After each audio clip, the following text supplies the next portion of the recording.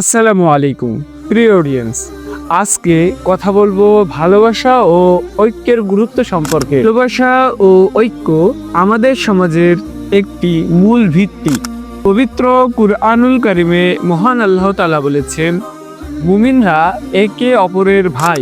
এটি আমাদের মনে করিয়ে দেয় যে আমরা যেন একে অপরের প্রতি ভালোবাসা ও সমর্থন প্রদর্শন করতে পারি। যখন আমরা সমাজে ভালোবাসা ও ঐক্যের তৈরি করি, তখন আমাদের সমাজে শান্তি ও সমৃদ্ধি প্রতিষ্ঠিত হয়। এটাই আমাদের ধর্মের মূল উদ্দেশ্য। আমাদের উচিত একে অপরের সাথে সহানুভূতিশীল হওয়া। প্রিয় নবী সাল্লাল্লাহু আলাইহি ওয়াসাল্লাম বলেন, মুমিনের প্রতি ভালোবাসা ও ঐক্য মহান আল্লাহ তাআলার একটি অনুগ্রহ।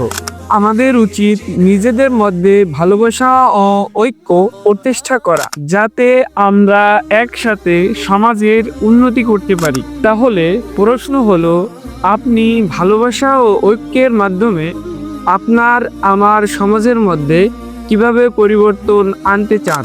আপনার চিন্তা অভিজ্ঞতা আমাদের সাথে কমেন্ট বক্সে শেয়ার করুন।